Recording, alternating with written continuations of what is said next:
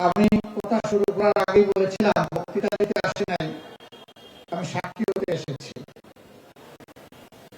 আপনাদের মনে প্রশ্ন জাগবে কিসের সাক্ষী?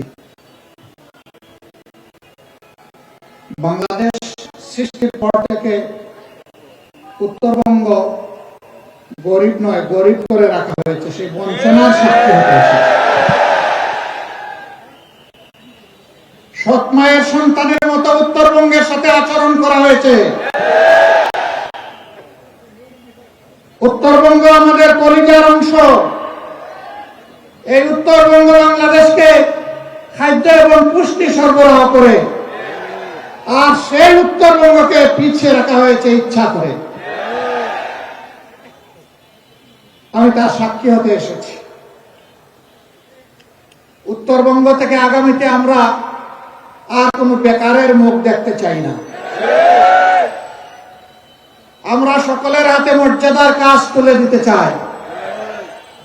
আমাদের প্রত্যেকটা যুবক যুবতী, প্রত্যেকটা নাগরিককে আমরা দেশ গড়ার কারিগর হিসেবে তৈরি করতে চাই।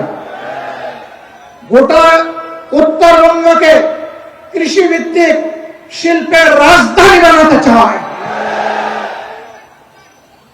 বন্ধ চিনি কল খুলে দিতে চাই। শ্রমিকদেরকে কর্মক্ষেত্রে আমরা ফিরিয়ে নিতে চাই। আজকে আস্তে আস্তে উপর থেকে দেখলাম নদী নয়, মরুভূমি। মরে কঙ্কাল হয়ে আছে নদীগুলো। শরীরের ভিতরে যেমন রক্তের নালী, রক্তকে এক জায়গা থেকে আরেক জায়গায় পৌঁছে দেয়, তাই আমরা বাঁচি। যদি ওই রক্ত নালী বন্ধ হয়ে যায় তাহলে মানুষ মারা যায়। আজকে আমাদের আল্লাহ এই নিয়ামত নদীগুলাকে খুন করা হয়েছে। এই দেশের কে কোনো মা বাবা ছিল না? তাহলে আমার নদী মরে গেল কেন? ওরা জনগণের প্রতি 5 বছরে একবার দরদের হান্ডিতে জাল দেয় আর এটা উঠলাইয়া উঠে। বাকি 4.5 বছর ওদেরকে আর হারিকেন জ্বালাইয়া খুঁজে পাওয়া যায় না। কেউ কেউ আবার বসন্তের কুকিল, বসন্তকাল আসলে আইসা বললে কুহু কুহু, এরপরে এদেরকে আর খুঁজে পাওয়া যায় না। উড়ে আসে জুড়ে বসে মানুষের সাথে, তৃণমূলের সাথে, গরিব দুঃখীদের সাথে এদের কোন সম্পর্ক নাই।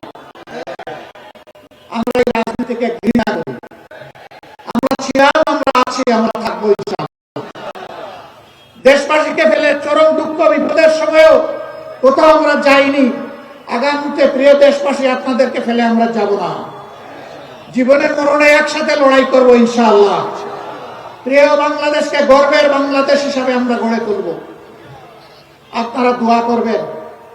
আল্লাহ যদি আপনাদের মূল্যবান ভোটে, ভালোবাসায়, সমর্থনে 10 দলের এই সমন্বয়কে আপনারা পার্লামেন্টে পাঠান, যাতে সরকার গঠন করতে পারে। আমরা কথা দিচ্ছি, শুধু নদীর জীবন ফিরে আসবে না, মানুষেরও জীবন ইনশাআল্লাহ